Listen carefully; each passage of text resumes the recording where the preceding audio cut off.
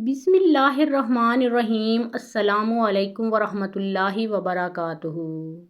मोहतरम सामीन, ये वाक़या हज़रत उज़ैर अलैहिस्सलाम का है जो बनी इसराइल के अंबिया में से थे।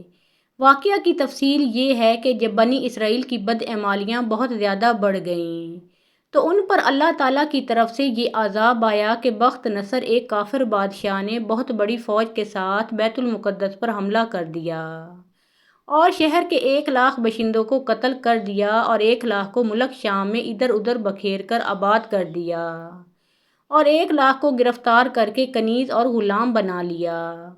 हज़रत उज़ैर अलैहिस्सलाम भी उन्हीं कैदियों में से थे। इसके बाद उस काफिर बादशाह ने पूरे शहर बैतुल मुक़द्दस को तोड़ फोड़ कर मस्मार कर दिया और बिल्कुल वीरान बना डाला। बख्त नसर कौम अमालका का एक लड़का था।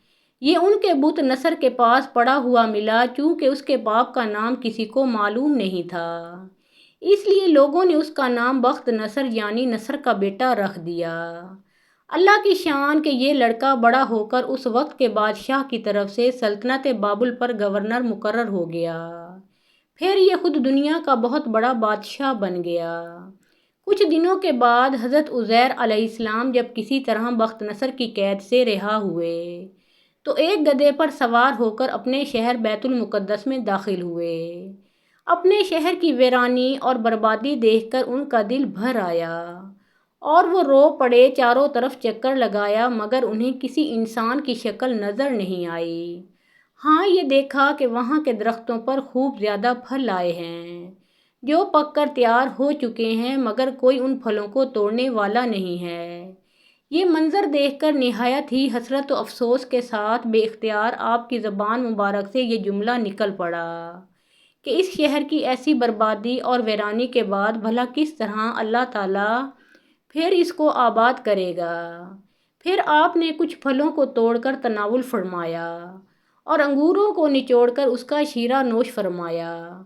फिर बचे हुए फलों को अपने झोले में डाल लिया और बचे हुए अंगूर के शीरा को अपनी मुश्क में भर लिया और अपने गधे को एक मजबूत रस्सी से बांध दिया और फिर आप एक दरख्त के नीचे लेटकर सो गए और उसी नींद की हालत में आपकी वफ़ात हो गई। और अल्लाह ताला ने दरिंदों, परिंदों, चरिंदों और जिन्नों इंसान सब की आंखों से आपको ओझल कर दिया कि कोई आपको देख ना सका। यहाँ तक कि 70 बरस का ज़माना गुजर गया तो मुल्क फ़ारस के बादशाहों में से एक बादशाह अपने लश्कर के साथ बैतुल मुक़द्दस के उस वीराने में दाखिल हुआ और बहुत से लोगों को यहाँ लाकर बसाया और शहर को फिर दोबारा आबाद कर दिया और बचे खुचे बनी इसराइल को जो इधर उधर बिखरे हुए थे सबको बुला बुला कर उस शहर में आबाद कर दिया और उन लोगों ने नई इमारतें बनाकर और किस्म किस्म के बागात लगाकर उस शहर को पहले से भी ज़्यादा खूबसूरत और बारौनक बना दिया।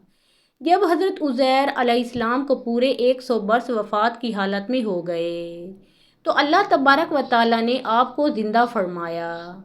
तो आपने देखा कि आपका गधा मर चुका है और उसकी हड्डियां गल सड़कर इधर उधर बिखरी पड़ी हैं, मगर थैले में रखे हुए फल और मुश्क में रखा हुआ अंगूर का शीरा बिल्कुल ख़राब नहीं हुआ। ना फलों में कोई तगय्युर, ना शीरे में कोई बूबास या बदमज़गी पैदा हुई है। और आपने ये भी देखा कि अब भी आपके सर और दाढ़ी के बाल काले हैं और आपकी उम्र वही 40 बरस है। आप अलैहिस्सलाम हैरान होकर सोच विचार में पड़े हुए थे कि आप पर वही उतरी और अल्लाह ताला ने आपसे दरियाफ्त फरमाया कि ए उज़ैर, आप कितने दिनों तक यहाँ रहे। तो आप अलैहिस्सलाम ने ख्याल करके कहा कि मैं सुबह के वक्त सोया था और अब असर का वक्त हो गया है। ये जवाब दिया कि मैं दिन भर या दिन भर से कुछ कम सोता रहा। तो अल्लाह ताला ने फरमाया कि नहीं ए उज़ैर, तुम पूरे 100 बरस यहाँ ठहरे रहे। अब तुम हमारी कुदरत का नज़ारा करने के लिए ज़रा अपने गधे को देखो कि इसकी हड्डियाँ गल सड़कर बिखर चुकी हैं और अपने खाने पीने की चीज़ों पर नज़र डालो कि उनमें कोई ख़राबी और बिगाड़ नहीं पैदा हुआ। फिर अल्लाह ताला ने इरशाद फरमाया कि ए उज़ैर, अब तुम देखो कि किस तरह हम इन हड्डियों को उठाकर इन पर गोश्त पोस्त चढ़ाकर इस गधे को ज़िंदा करते हैं। चुनांचे हज़रत उज़ैर अलैहिस्सलाम ने देखा कि अचानक बिखरी हुई हड्डियों में हरकत पैदा हुई اور ایک دم تمام ہڈیاں جمع ہو کر اپنے اپنے جوڑ سے مل کر گدھے کا ڈھانچہ بن گیا، اور لمحہ بھر میں اس ڈھانچے پر گوشت پوشت بھی چڑھ گیا، اور گدھا زندہ ہو کر اپنی بولی بولنے لگا۔ یہ دیکھ کر حضرت عزیر علیہ السلام نے بلند آواز سے یہ کہا، میں خوب جانتا ہوں کہ اللہ سب کچھ کر سکتا ہے۔ اس کے بعد حضرت عزیر علیہ السلام شہر کا دورہ فرماتے ہوئے اس جگہ پہنچ گئے جہاں 100 برس پہلے آپ کا مکان تھا، تو نہ کسی نے آپ کو پہچانا اور نہ ہی آپ نے کسی کو پہچانا۔ ہاں، البتہ یہ دیکھا کہ ایک بہت ہی بوڑھی اور اپاہج عورت مکان کے پاس بیٹھی ہے، جس نے اپنے بچپن میں حضرت عزیر علیہ السلام کو دیکھا تھا۔ آپ علیہ السلام نے اس سے پوچھا کہ کیا یہی عزیر کا مکان ہے؟ تو اس نے جواب دیا کہ جی ہاں۔ پھر بڑھیا نے کہا کہ عزیر کا کیا ذکر ہے؟ ان کو تو 100 برس ہو گئے کہ وہ بالکل ہی لاپتہ ہو چکے ہیں۔ یہ کہہ کر بڑھیا رونے لگی تو آپ علیہ السلام نے فرمایا کہ اے بڑھیا، میں ہی عزیر ہوں۔ تو بڑھیا نے کہا کہ سبحان اللہ، آپ کیسے عزیر ہو سکتے ہیں؟ آپ علیہ السلام نے فرمایا کہ اے بڑھیا، مجھ کو اللہ تعالیٰ نے 100 برس مردہ رکھا، پھر مجھ کو زندہ فرما دیا اور میں اپنے گھر آ گیا ہوں۔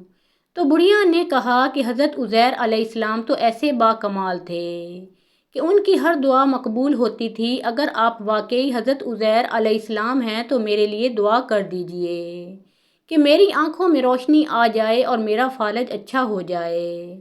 حضرت عزیر علیہ السلام نے دعا کر دی تو بڑھیا کی آنکھیں ٹھیک ہو گئیں اور اس کا فالج بھی اچھا ہو گیا۔ پھر اس نے غور سے آپ علیہ السلام کو دیکھا تو پہچان لیا اور بول اٹھی کہ میں شہادت دیتی ہوں کہ آپ یقیناً حضرت عزیر علیہ السلام ہی ہیں۔ پھر وہ بڑھیا آپ علیہ السلام کو لے کر بنی اسرائیل کے محلہ میں گئی۔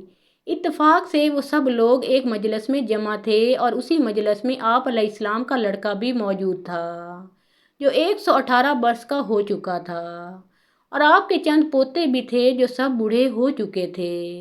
بڑھیا نے مجلس میں شہادت دی اور اعلان کیا کہ اے لوگوں، بلا شبہ یہ حضرت عزیر علیہ السلام ہی ہیں، مگر کسی نے بڑھیا کی بات کو صحیح نہیں مانا۔ اتنے میں ان کے لڑکے نے کہا کہ میرے باپ کے دونوں کندھوں کے درمیان ایک کالے رنگ کا مسا تھا۔ چنانچہ آپ علیہ السلام نے اپنا کرتا اتارا اور وہ مسا موجود تھا۔ پھر لوگوں نے کہا کہ حضرت عزیر کو تو تورات زبانی یاد تھی، اگر آپ واقعی عزیر ہیں تو زبانی تورات پڑھ کر سنائیے۔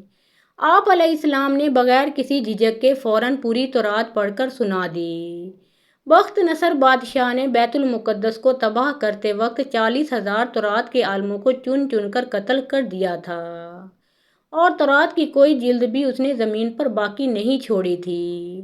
اب یہ سوال پیدا ہوا کہ حضرت عزیر علیہ السلام نے تورات صحیح پڑھی ہے یا نہیں؟ تو ایک آدمی نے کہا کہ میں نے اپنے باپ سے سنا ہے کہ جس دن ہم لوگوں کو بخت نصر نے گرفتار کیا تھا، اس دن ایک ویرانے میں ایک انگور کی بیل کی جڑ میں تورات کی ایک جلد دفن کر دی گئی تھی۔ اگر تم لوگ میرے دادا کے انگور کی جگہ کی نشاندہی کر دو تو میں تورات کی ایک جلد برآمد کر دوں گا۔ اس وقت پتہ چل جائے گا کہ حضرت عزیر علیہ السلام نے جو تورات پڑھی ہے وہ صحیح ہے یا نہیں۔ چنانچہ لوگوں نے تلاش کر کے اور زمین کھود کر تورات کی جلد نکال لی، تو وہ حرف بحرف حضرت عزیر علیہ السلام کی زبانی یاد کی ہوئی تورات کے مطابق تھی۔ یہ عجیب و غریب اور حیرت انگیز ماجرا دیکھ کر سب لوگوں نے ایک زبان ہو کر یہ کہنا شروع کر دیا کہ بے شک حضرت عزیر علیہ السلام یہی ہیں اور یقیناً یہ خدا کے بیٹے ہیں۔ چنانچہ اسی دن سے یہ غلط اور مشرکانہ عقیدہ یہودیوں میں پھیل گیا کہ معاذ اللہ حضرت عزیر علیہ السلام خدا کے بیٹے ہیں۔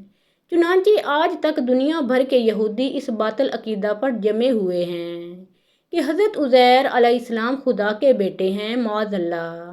ناظرین، اس میں ہمارے لیے درس ہدایت یہ ہے کہ ایک ہی جگہ پر ایک ہی آب و ہوا میں حضرت عزیر علیہ السلام کا گدھا تو مر کر گل سڑ گیا اور اس کی ہڈیاں ریزہ ریزہ ہو کر بکھر گئیں، مگر پھلوں اور شیرہ انگور اور خود حضرت عزیر علیہ السلام کی ذات میں کسی قسم کا کوئی تغیر نہیں ہوا، یہاں تک کہ 100 برس میں ان کے بال بھی سفید نہیں ہوئے۔ اس سے یہ ثابت ہوتا ہے کہ ایک ہی قبرستان کے اندر ایک ہی آب و ہوا میں اگر بعض مردوں کی لاشیں گل سڑ کر فنا ہو جائیں اور بعض بزرگوں کی لاشیں سلامت رہ جائیں اور ان کے کفن بھی میلے نہ ہوں، ایسا ہو سکتا ہے، بلکہ بارہا ایسا ہوا ہے۔ اور حضرت عزیر علیہ السلام کا یہ قرآنی واقعہ اس کی بہترین دلیل ہے۔ حضرت یحییٰ علیہ السلام اور حضرت عیسیٰ علیہ السلام اور حضرت الیاس علیہ السلام یہ سب نیکوکاروں میں سے ہیں۔ حضرت زکریا علیہ السلام حضرت سلیمان بن حضرت داؤد علیہ السلام کی اولاد میں سے تھے۔ اللہ تعالیٰ نے آپ کو بنی اسرائیل کی ہدایت اور رہنمائی کے لیے مبعوث فرمایا۔ قرآن کریم اور سیرت و تاریخ کی کتب میں آپ علیہ السلام کی حیات مبارکہ کے بارے میں بہت زیادہ تفصیل موجود نہیں، تاہم قرآن کریم کی 4 سورتوں سورہ آل عمران کی آیت نمبر 37 تا 41، سورۃ الانعام کی آیت نمبر 85، سورۃ مریم کی آیت نمبر 2 سے 11 اور سورۃ الانبیاء کی آیت 89 سے 90 تک کچھ احادیث مبارکہ میں آپ کا تذکرہ ہے، جن سے آپ علیہ السلام کے بارے میں کچھ آگاہی حاصل ہوتی ہے۔ نیز بائبل میں ایک باب صحیفہ حضرت زکریا علیہ السلام کے نام سے ہے، لیکن یہ وہ زکریا نہیں ہیں جن کا ذکر قرآن کریم میں ہے۔ تورات والے زکریا کی ولادت حضرت عیسیٰ علیہ السلام کی ولادت سے 500 سال قبل بیان کی گئی ہے، جبکہ قرآن کریم میں جن زکریا علیہ السلام کا ذکر ہے وہ حضرت عیسیٰ علیہ السلام کی والدہ حضرت مریم علیہ السلام کے مربی اور حضرت یحییٰ علیہ السلام کے والد ماجد ہیں۔ حضرت زکریا علیہ السلام کی اہلیہ اور حضرت مریم علیہ السلام کی والدہ آپس میں بہنیں تھیں۔ یوں حضرت زکریا علیہ السلام حضرت مریم علیہ السلام کے خالو تھے۔ آپ علیہ السلام نبی ہونے کے علاوہ بیت المقدس کے امام، خادم اور ایک روحانی شخصیت تھے۔ لوقا کی انجیل میں اس منصب کو کاہن کہا جاتا ہے۔ دراصل بنی اسرائیل میں کاہن ایک مذہبی اور روحانی عہدہ تھا جس کے ذمے ہیکل سلیمانی اور بیت المقدس کی مذہبی رسومات کو انجام دینا تھا۔ آپ علیہ السلام کے والد کے نام کے بارے میں مفسرین نے مختلف اقوال تحریر کیے ہیں۔ حافظ ابو القاسم ابن عساکر اپنی مشہور کتاب حافل میں فرماتے ہیں کہ آپ علیہ السلام کے والد محترم کا اسم گرامی برقیہ تھا۔ حضرت زکریا علیہ السلام بھی دیگر انبیاء کرام کی طرح اپنے ہاتھ سے کام کرتے تھے، جس کی تصدیق اس حدیث مبارکہ سے ہوتی ہے کہ حضرت ابو ہریرہ رضی اللہ تعالیٰ عنہ سے روایت ہے کہ نبی کریم صلی اللہ علیہ وآلہ وسلم نے فرمایا، حضرت زکریا علیہ السلام بڑھئی تھے۔ اللہ تعالیٰ نے دنیا میں جتنے بھی انبیاء کرام مبعوث فرمائے، انہوں نے معاش کے لیے کسی نہ کسی پیشے کو ضرور اپنایا۔ وہ اپنی روزی اپنے ہاتھ کی محنت سے پیدا کرتے اور اپنے معاش کا بوجھ کسی دوسرے پر نہ ڈالتے، کسی سے دین حق کے کام کی اجرت طلب نہیں کرتے تھے، بلکہ یہ اعلان فرماتے، اور میں تم سے اس تبلیغ پر کوئی اجرت نہیں مانگتا، میری اجرت تو اللہ رب العالمین ہی پر ہے۔ مفسرین تحریر فرماتے ہیں کہ حضرت آدم علیہ السلام جب دنیا میں بھیجے گئے تو ان کے پاس جنت کے پودوں کے بیج تھے۔ انہوں نے کاشتکاری کی اور سب سے پہلے آٹا پیس کر روٹی بنائی، نیز ستر پوشی کے لیے جانوروں کی کھالوں کا لباس تیار کیا۔ یہ سب کام حضرت جبرائیل امین علیہ السلام نے انہیں سکھائے۔ حضرت شیس علیہ السلام نے تعمیرات کا کام کیا، شہروں اور قلعوں کی بنیاد رکھی۔ بابل اور سوس حضرت علیہ السلام نے ہی آباد کیے۔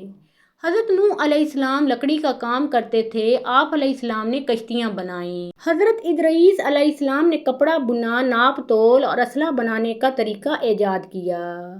حضرت ہود علیہ السلام اور حضرت صالح علیہ السلام تجارت کیا کرتے تھے۔ حضرت ابراہیم علیہ السلام اور حضرت اسماعیل علیہ السلام کھیتی باڑی کے علاوہ تعمیراتی کام بھی کیا کرتے تھے۔ انہوں نے خانہ کعبہ کی تعمیر کی۔ حضرت اسماعیل علیہ السلام تیر کمان بھی بنایا کرتے تھے۔ حضرت شعیب علیہ السلام اونٹ بھیڑ بکریاں پالتے اور ان کے دودھ سے معاش تلاش کرتے۔ حضرت لوط علیہ السلام کھیتی باڑی کرتے تھے۔ حضرت اسحاق علیہ السلام، حضرت یعقوب علیہ السلام اور ان کے فرزند بکریاں چرایا کرتے تھے۔ حضرت موسیٰ علیہ السلام کھیتی باڑی کے ساتھ بکریاں بھی چرایا کرتے تھے۔ آپ علیہ السلام کے نکاح کے مہر میں بھی بکریاں چرانا تھیں۔ حضرت داؤد علیہ السلام کے لیے اللہ تعالیٰ نے لوہا نرم فرما دیا تھا۔ آپ علیہ السلام لوہے سے ذرہ اور دیگر اوزار بنایا کرتے۔ حضرت سلیمان علیہ السلام عظیم الشان سلطنت کے مالک تھے۔ آپ علیہ السلام کا زیادہ تر وقت سفر میں گزرتا، لیکن جب بھی وقت ملتا اپنے ہاتھ سے پنکھے بناتے۔ امام الانبیاء سید المرسلین حضور رسالت مآب حضرت محمد مصطفیٰ صلی اللہ علیہ وآلہ وسلم نے بچپن میں بکریاں چرائیں۔ حضرت مریم علیہ السلام کی والدہ اپنی نظر پوری کرنے کی نیت سے نومولود مریم کو لے کر بیت المقدس پہنچیں۔ وہاں مسجد کے مجاور خادم اور کاہن موجود تھے، جن میں حضرت زکریا علیہ السلام بھی شامل تھے۔ حضرت مریم علیہ السلام کی والدہ نے کہا، اس بچی کے متعلق نظر مان چکی ہوں، اب یہ بیت المقدس کی خدمت کے لیے آپ لوگوں کے پاس رہے گی۔ چونکہ وہ حضرت عمران علیہ السلام کی بیٹی تھیں جو مسجد کے امام اور ایک روحانی بزرگ تھے، لہٰذا سب کی خواہش تھی کہ بچی اسے مل جائے۔ حضرت زکریا علیہ السلام کا استدلال تھا کہ بچی کی ماں اور ان کی اہلیہ سگی بہنیں ہیں، نیز خالہ بھی ماں کی جگہ پر ہوتی ہے، اس لیے بچی کی پرورش پر ان کا حق زیادہ ہے۔ تاہم دیگر افراد اس پر راضی نہ ہوئے تو قرہ اندازی کا فیصلہ کیا گیا، جس پر تینوں بار قرہ حضرت زکریا علیہ السلام ہی کے نام کا نکلا۔ یوں اللہ تعالیٰ نے آپ علیہ السلام کو حضرت مریم علیہ السلام کا سرپرست بنا دیا۔ آپ علیہ السلام نے بڑے ذوق و شوق سے ان کی پرورش شروع کر دی۔ قرآن کریم کے 16ویں پارے کی سورہ مریم میں اللہ رب العزت نے اس واقعے کو یوں بیان فرمایا ہے، یہ ہے تیرے پروردگار کی اس مہربانی کا ذکر جو اس نے اپنے بندے حضرت زکریا علیہ السلام پر کی، جب انہوں نے اپنے پروردگار سے چپکے دعا کی تھی کہ اے میرے رب، میری ہڈیاں کمزور ہو گئی ہیں اور سر میں بڑھاپا چپکنے لگا ہے، لیکن میں کبھی بھی تجھ سے دعا کر کے محروم نہیں رہا۔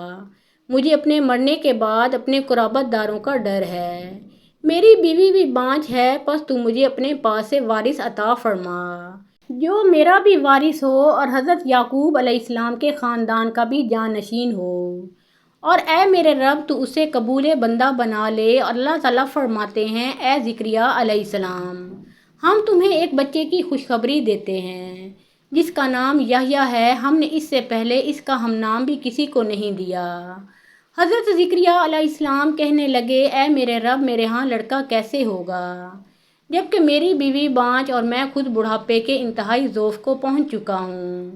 ارشاد ہوا، تمہارے لیے علامت یہ ہے کہ باوجود بھلا چنگا ہونے کے تم 3 راتوں تک کسی شخص سے بول نہ سکو گے۔ اب حضرت زکریا علیہ السلام اپنے حجرے سے نکل کر اپنی قوم کے پاس آئے تو ان سے اشارے سے کہا کہ تم صبح و شام اللہ کی تسبیح بیان کرتے رہو۔ حضرت زکریا علیہ السلام نے دعا سے پہلے اپنے ضعف و کمزوری کا ذکر کیا۔ امام قرطبی فرماتے ہیں کہ دعا مانگتے وقت اپنے ضعف و بدحالی اور حاجت مندی کا ذکر کرنا قبولیت دعا کے لیے اقرب ہے۔ علماء کرام نے فرمایا ہے کہ دعا میں پہلے اللہ تعالیٰ کی نعمتوں اور اپنی حاجت مندی کا ذکر کرنا چاہیے۔ مفتی محمد شفیع فرماتے ہیں، دعا میں اپنی حاجت مندی کا اظہار مستحب ہے۔ بنی اسرائیل نے پہلے آپ کے صاحبزادے حضرت یحییٰ علیہ السلام کو شہید کیا۔ اس وقت آپ علیہ السلام دمشق میں تھے۔ حضرت یحییٰ علیہ السلام کی شہادت کے بعد بنی اسرائیل نے آپ علیہ السلام کو قتل کرنے کا بھی پروگرام بنایا۔ اللہ تعالیٰ ہمیں دین کی مکمل سمجھ نصیب فرمائے اور ہمارا خاتمہ ایمان پر فرمائے، آمین ثم آمین۔ محترم ناظرین، پیارے آقا محمد مصطفیٰ صلی اللہ علیہ وآلہ وسلم کا پیارا نام ایک بار کامنٹ سیکشن میں ضرور لکھیے۔